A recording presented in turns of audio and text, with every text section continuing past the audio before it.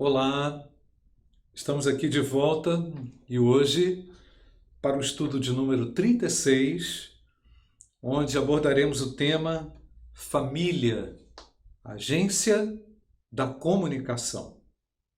E eu quero começar, como tenho começado sempre essas lições, lendo um texto, lendo com você, Salmo de número 78, verso 1 até o verso 8.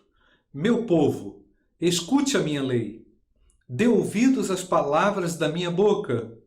Abrirei os meus lábios para proferir parábolas e publicarei enigmas dos tempos antigos. O que ouvimos e aprendemos, o que os nossos pais nos contaram, não o encobriremos. Não encobriremos a seus filhos.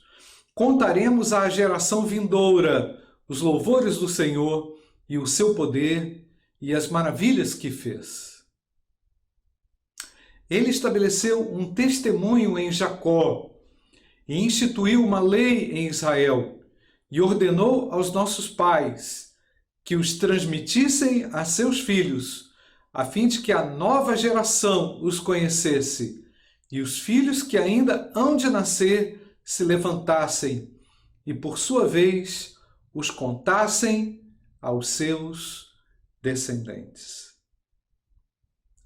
Você pode perceber como nesse texto, já nesses versículos que já lemos, a importância de transferirmos à geração vindoura a mensagem restauradora e salvadora, para que pusessem a sua confiança em Deus e não se esquecessem dos feitos de Deus, mas lhe observassem os mandamentos e que não fossem como seus pais, geração obstinada e rebelde, geração de coração inconstante e cujo espírito não foi fiel a Deus. Muito bem, como já se viu, a família tem missão formadora. Ela deve ter como foco a reconciliação dos seus integrantes com o Criador. Essa tem que ser uma meta que nenhum de nós pode perder de vista, não é, gente? Com base em 2 Coríntios, capítulo 5, verso 18 a 21, nós vamos ler esse texto. A reconciliação deve ser o alvo dos pais para com seus filhos. Ora, tudo isso provém de Deus, que nos reconciliou consigo mesmo por meio de Cristo e nos deu o ministério da reconciliação. A saber que Deus estava em Cristo, reconciliando consigo o mundo e não levando em conta os pecados dos seres humanos e nos confiando a palavra da reconciliação.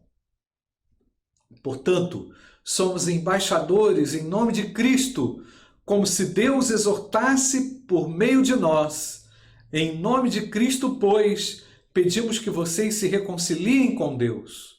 Aquele que não conheceu o pecado, Deus o fez pecado por nós, para que nele fôssemos feitos justiça de Deus. Viu só? Como temos uma responsabilidade, um dever de comunicar graça, comunicar a reconciliação, e a família precisa incorporar esse tema, esse alvo, esse foco, não é, gente? Não há papel mais excelente do que este. Lógico, sem ignorar os demais, mas esse é mais excelente, né? Então os pais devem, coloquei na lição, devem agir para com seus filhos, considerando os aspectos espirituais como fundamentais, primordiais, essenciais, né? Os preceitos de Cristo são a base para uma vida de amor, de paz, e tudo isso tem que ser comunicado em casa.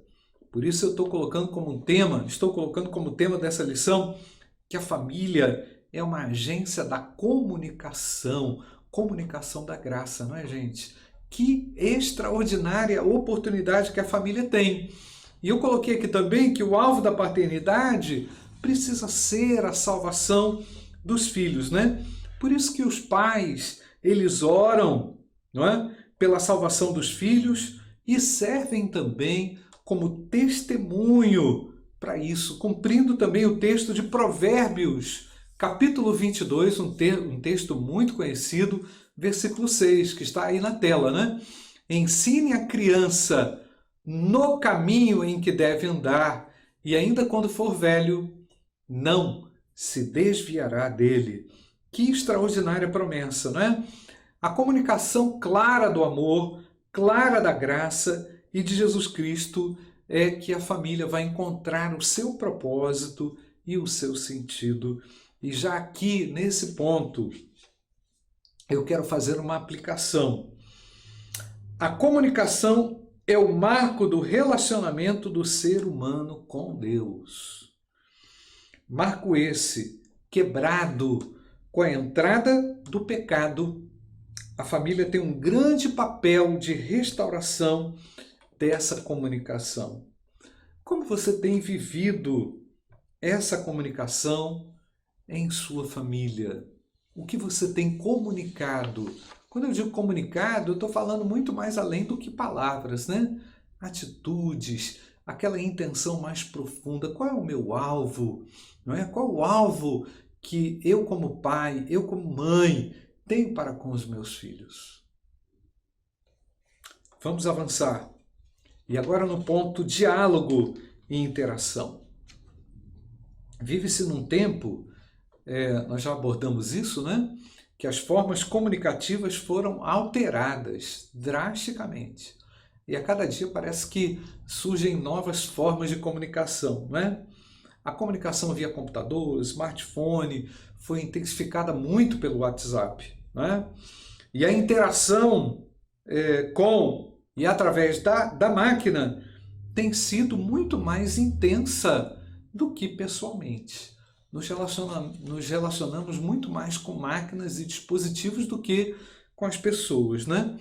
Então, há coloquei aqui na lição, há uma observação muito interessante a ser feita, que um adolescente na faixa dos 15 anos, ele já nasceu no período em que o Google e a internet já faziam parte da vida, tanto no aspecto social como no aspecto da educação. Esses meninos são chamados de nativos digitais. Nativo digital é aquele que nasceu e cresceu com as tecnologias digitais já presentes na sua vivência, né? E a gente pode incluir aqui, nesse bojo aqui de nativos digitais, não é? Todas as tecnologias como videogames, internet, telefone celular, MP3, iPod, iPad e por aí vai, né? São pessoas nascidas a partir da década de 80, não é? E cresceram com essa tecnologia exacerbada, né? Com essa explosão também comunicativa que elas trazem, né? Então, gente, esse aspecto da vida cotidiana, né? Já faz parte da realidade de muitas crianças, né? Crianças, adolescentes e também dos seus pais. Cabe aos pais, então, o olhar com maturidade para lidar com essa realidade e utilizá-la também em favor do crescimento da família. Não basta uma crítica apenas a isso. O pai precisa interagir de certa forma, a mãe também, de certa forma, ingressar também nessa tecnologia, mas com vistas a alcançar também o coração do filho, né? Então, por vezes, os pais se distanciam, perdem a interação, se desconectam, se excluem também das atividades, né, tecnológicas. É lógico que você não vai fazer disso também o centro da sua vida, mas você precisa saber que há uma geração que já cresceu com isso, né? que entrou num nível muito grande de interação com todos esses elementos, né? E se o foco dos pais é realmente o coração dos filhos, né? Eu tenho que considerar um grande empenho e um grande esforço também para que a comunicação seja a melhor possível com eles, né? Então, há de ser feito um esforço grande por parte dos responsáveis, dos pais, para que ele ingresse também nessa realidade. Por vezes os pais querem que os filhos ingressem na realidade deles, mas os pais se tornam distantes. Isso é um fator muito prejudicial, muito ruim, né? Certamente há também, eu coloquei aqui na revista, né? Diante dessas dificuldades, logicamente, as diferenças de personalidades, de temperamento, que apontam ainda para um esforço ainda maior por parte dos pais, né? Então, destaca-se aqui, eu coloquei aqui na lição, que o temperamento e a personalidade dos filhos devem também se render aos ensinos da palavra de Deus. O foco é esse, né, gente? E nada disso pode se justificar o afastamento ou o distanciamento dos pais em serem os comunicadores do amor de Deus e da graça de Deus aos seus filhos. Desafio, não é? Desafio gigante. Talvez um dos maiores aqui dessas lições. E aqui eu já quero fazer uma aplicação para a vida. De que forma você tem tido êxito nesse processo de diálogo e interação com os seus filhos? Quais são os desafios a vencer ainda? Faz uma análise, reflita. Quero prosseguir no ponto número 2, desafio aos pais. O grande desafio para os pais é de se evitar os extremos também, entre a paternidade autoritária e a paternidade permissiva. São extremos muito distantes um do outro, muito prejudiciais quando vividos dessa forma, não é? A Bíblia ensina que os pais não devem irritar os seus filhos.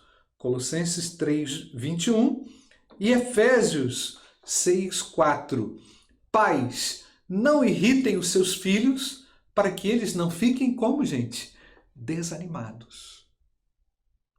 E Efésios capítulo 6, versículo 4. E vocês, pais, não provoquem os seus filhos à ira, mas tratem de criá-los na disciplina e na admoestação do Senhor. Tampouco os pais não podem deixar de disciplinar os seus filhos, conforme Provérbios 22, 15. Né? Diz-nos o texto aí, a tolice está ligada ao coração da criança, mas a vara da disciplina a afastará dela. Então, os pais precisam ser disciplinadores dos filhos, corrigir os seus filhos, instruir, não é? Então, isso mostra que os pais devem atentar não somente sobre o que é comunicado, mas como é comunicado. Como é feita essa comunicação no seu lar.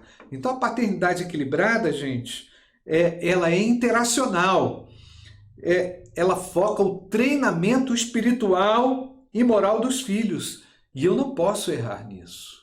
Eu não posso falhar nisso. Você, pai, não pode falhar nesse ponto. A falha nisso aí, ela gera uma criança que é moral do lado de fora, do ponto de vista comportamental, mas não do lado de dentro, não do lado do caráter, não é? Os pais cristãos receberam de Deus, coloquei na revista, essa grande missão de conduzir seus filhos até Deus. Olha o que nos diz o texto de Deuteronômio, capítulo 29, versículo 29. Olha o texto. As coisas encobertas pertencem ao Senhor nosso Deus, porém as reveladas nos pertencem a nós e aos nossos filhos, para sempre, para que cumpramos todas as palavras desta lei. Não é, irmãos? Por isso, gente, que precisamos estreitar a comunicação e é necessário e muito importante para que o objetivo da paternidade espiritual seja alcançado. Desafio gigantesco, né, gente? E agora eu tenho uma pergunta para você. A comunicação no seu lar é clara? O que poderia ser feito para que ela fosse mais clara ainda? Merece atenção essa pergunta, porque eu sei que algo muito de Deus você precisa comunicar ao seu filho, aos seus filhos, né? E vamos para o tópico número 3, a linguagem do amor. Deus deu ao homem a capacidade de sentir amor e, da mesma forma, a capacidade de demonstrar amor. Deus é amor. E ele não tem nenhuma dificuldade em demonstrar o seu amor ao homem. E ele nos ordena a amar. 1 João capítulo 4, versos 7 e 8, nos diz assim: Amados, amemo-nos uns aos outros, porque o amor procede de Deus. E todo aquele que ama é nascido de Deus e conhece a Deus. Quem não ama, não conhece a Deus, pois Deus é amor. O amor é tão importante, né, gente? A manifestação do amor é ultra importante, né? Que Deus converteu na marca característica do seu povo esse amor, não é? E por isso o mundo saberá que os cristãos são discípulos de Cristo na terra. Dar amor pode-se considerar que é o lado da ação. Receber amor é o lado do sentimento. Precisamos agir, precisamos empenhar amor. E ambos são projetados por Deus. O Gary Chapman, no seu livro As 5 Linguagens de Amor, ele afirma o seguinte: para que o amor seja demonstrado de forma que seja sentido e recebido pela outra pessoa, é preciso entender como a outra pessoa o sente, não é? Então, vemos aqui esse elemento muito importante, importantíssimo como característica desse amor, não é? Na realidade, cada pessoa precisa aprender a falar com o outro a linguagem principal de amor, né? Seja entre marido e mulher, e seja também entre os pais e os filhos. E eu quero aqui apresentar algumas delas que o Gary Chapman fala lá no seu livro, né? Palavras de encorajamento, edificando um ao outro através de palavras de encorajamento, né? De edificação. Esse texto está lá em 1 Coríntios, capítulo 8, versículo 1. No que se refere às coisas sacrificadas a ídolos, sabemos que todos temos conhecimento, e o conhecimento leva ao orgulho. Mas o amor faz o quê, gente? O amor edifica. Precisamos dar palavras que abençoam, não é? Palavras de vida. Precisamos também aplicar o que? Ações de serviço, diz o Gary Chapman, né? Ações executadas no dia a dia são tremendamente apreciadas pelo próximo. 1 João 3,18. Podemos ler esse texto aí. Filhinhos, não amemos de palavra nem da boca para fora, mas de fato e de verdade, demonstrando o quê? Ação. Outra característica, outra linguagem de amor que o Gary Chapman coloca no livro dele: tempo de qualidade. Uma atividade que promove a comunicação e o compartilhamento. Eu teria aqui vários textos para apresentar a vocês nesse ponto, mas eu quero apresentar só um texto de Mateus capítulo 17, versículo 1. Tem vários outros textos na lição. 6 dias depois, Jesus tomou consigo Pedro e os irmãos Tiago e João e os levou em particular a um templo. O que Jesus fez? A um alto monte. O que Jesus fez? Jesus investiu tempo. Deu tempo de qualidade, apresentou o melhor que ele tinha, não é? Para os discípulos, dedicando tempo. Gente, como precisamos dedicar tempo uns aos outros nesse mundo tão complexo, tão corrido, não é? Um outro elemento aqui importante que o Gary Chapman coloca no livro, que é toque físico e proximidade, dar as mãos, dar um abraço, né? Vivemos nesse tempo que a lição está sendo aqui apresentada, num tempo de pandemia. Cremos que logo isso aí vai passar, não é? Mas como é difícil a gente ficar sem cumprimentar um irmão, dar um abraço, não é, gente? Então, estar próximo, estar juntinho, isso é muito importante. Tocar, não é? Mesmo sem conversar, você estando próximo a alguém, comunica o quê? Amor, que você ama, que você tem alegria de estar perto daquela pessoa. Eu quero citar um texto aqui de Marcos capítulo 10, versículos 13 a 16, que é um texto mais longo, não é? Então trouxeram algumas crianças a Jesus para que as abençoasse, mas os discípulos os repreendiam. Jesus, porém, vendo isto, indignou-se e disse-lhes: Deixai que os pequeninos venham a mim, não os impeçam, porque dos tais é o reino de Deus. Em verdade lhes digo, quem não receber o reino de Deus como uma criança, de maneira nenhuma entrará nele. Então tomando, olha o toque físico, gente. Então tomando as crianças nos braços e impondo-lhes as mãos, as abençoava. Que coisa linda, não é, irmãos? Saber que o Senhor se envolveu com as crianças, não é? Aquilo foi uma grande demonstração do amor de Deus, né? Pois as crianças eram rejeitadas, ignoradas, não consideradas, e Jesus toca, coloca no ombro, no colo e abençoa as crianças. Isso é extraordinário, saber que o toque físico tem um efeito muito importante nos relacionamentos interpessoais. E um outro elemento é dar presentes. Pequenas lembranças, não precisa ser coisa cara, não é? Pequenas lembranças significa o seguinte: eu lembrei de você. Isso é uma demonstração de amor. Isso é uma linguagem de amor, não é, gente? Então, todos têm a oportunidade de receber o amor maior, não é? Todos nós tivemos de receber o amor maior, que foi o presente de Deus, a salvação que Jesus Cristo nos deu, não é? João 3,16, é importante a gente lembrar disso agora, porque Deus amou o mundo de tal maneira que deu o seu Filho unigênito para que todo que nele crê não pereça, mas tenha a vida eterna. Quero aqui agora fazer uma aplicação a você. Você demonstra o seu amor no lar? Você consegue vencer os impedimentos para isto? A partir de hoje você sabe que o amor contém linguagens e que você pode se utilizar de uma dessas linguagens para comunicar amor na sua casa, na sua família. E agora partindo para as considerações finais. No lar, a comunicação precisa ser clara e desobstruída. Limpe esse canal. Deixe Deus trabalhar nesse canal. O lar deve ser uma agência comunicadora da graça de Jesus Cristo, Filho de Deus. Comunicadora da salvação.